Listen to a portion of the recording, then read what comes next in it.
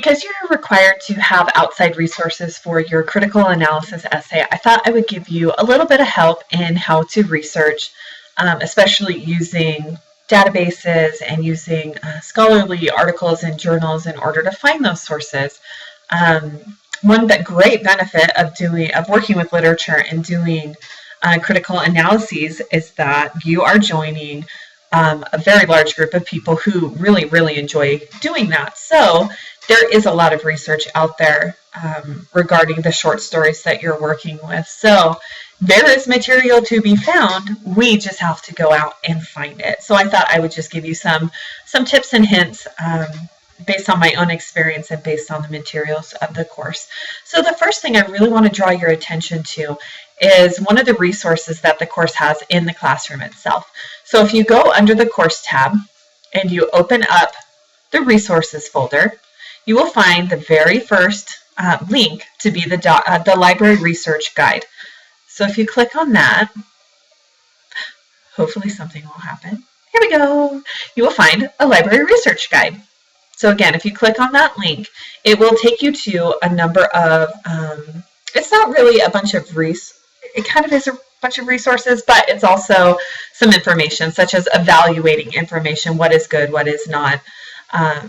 So you can look at that information. You can look at the different reference resources. These just must be specific journals. Okay, so just peruse this information. Really what's going to be probably the most helpful is locating articles. And what is so wonderful about this resource is they have compiled literary criticism or literature-related journals right at your fingertips. So you don't even have to go to the McKay Library website. Again, this is found directly in our classroom.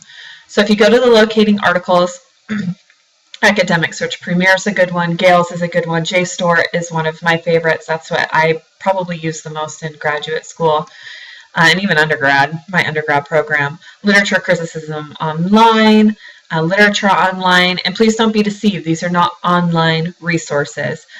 These count as scholarly articles because all of this information more than likely was printed before it was placed online. So when you find an article, you might find, oh, it's been scanned from a book. That's weird. It's because it was printed first. That's why these are far more credible than, say, a .com type source. So yes, you may be researching this stuff online and it may be compiled in a database online, but these sources are actually printed first.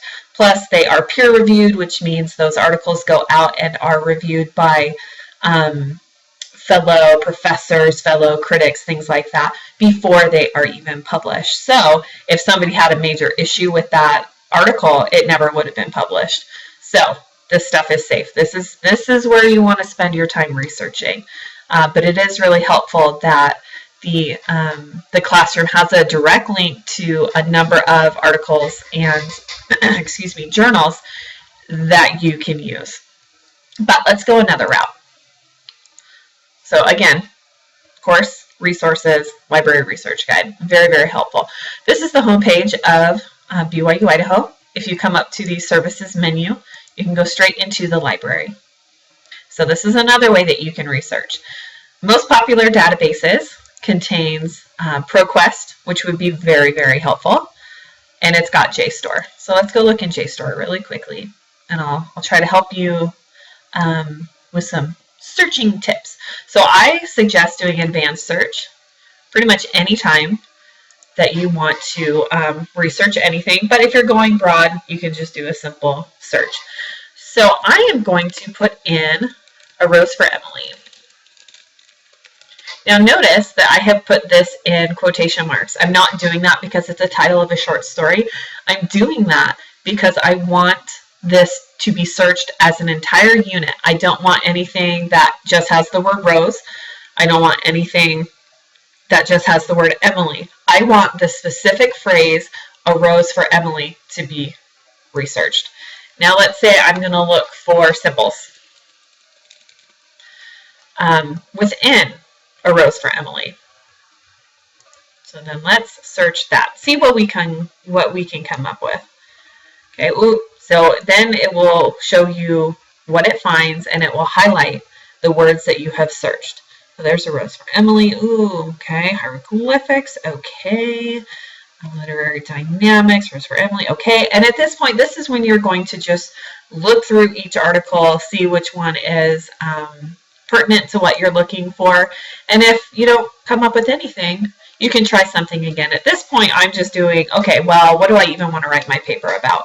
And you want to use the information from your T-analysis that you conducted. So you want to use the question that you are asking, the literary elements you're going to focus on. You obviously want to use the text that you're going to focus on. And perhaps you've even come up with a thesis statement, so you already know where you're headed. Then you base your search off of that. Okay, so it's really quite simple. ProQuest is quite similar. When you go into ProQuest, JSTOR, I believe, is strictly full text articles. So when you go into something like ProQuest, you can specifically search for full text, and you want to make sure it's peer reviewed, because that is, again, the more credible source. So let's do Rose for Emily again. Again, use quotation marks so that you're looking for that as a whole phrase. Okay, and now ProQuest is a much bigger database that is pulling from a ton of resources, but you can see when you have a full text option. So here's an article about a rose for Emily, and so on and so forth. So you can see which are full text and which are not, but because I selected that little full text option, all of these should be full text. Okay, so I just wanted to show you some of that really quickly. Oh, one more thing. If you come over to Databases A to Z and click on that, you can search for them individually. So I highly recommend going through the Library Research Guide to get the databases that are most pertinent to you. But say you just want to go this way, we can look for like the MLA, International Bibliography. Where are you? There we are. So there are multiple ways to access this information. So you can go through the course, or you can go through the McKay Library and search the databases one at a time. All right. Some other tips that I wanted to mention, again, use the information that you acquired by doing your T-analysis. You can always start a search general, just like I did, but as you find articles that are relevant but get more specific, then you can have more ideas pop in your head, and you can, oh, I don't mean broad, you can go narrow. There, how's that? So you can start general and then go more narrow based on the research that you find. Also, the articles that you find relevant or helpful or insightful, those are probably your best tools, because they not only can help you narrow your research, they can provide sources for you. So say you're looking at source A and you think it is absolutely brilliant. You love the ideas, you love what's going on with it. You go to that article's works cited page or bibliography or whatever they're calling it, and look at the research that they use, and go find those articles and use them yourself if you like. So it kind of creates a web. You're using so many sources, just as your sources are using so many sources. So if you can work back and allow your research to do the research for you, that's a very great tool. But you have to do it with an article that you really value, and that is very helpful to you and is very pertinent to your analysis. So again, use it to help narrow your search, use it to help narrow even your topic or your own ideas, but also use the research that article has already done, and it does the work for you. It's absolutely a brilliant way to research. No, it's not cheating. It's just being the best, using your time as best as you can. That's what I had to do when I was doing, again, I'll probably talk about my thesis as a graduate student a lot, because it was a huge undertaking, and it applies to everything that you're doing, just on a less overwhelming scale. But that's what I did. I found a bunch of sources about what I was working with, and then I looked at all their sources.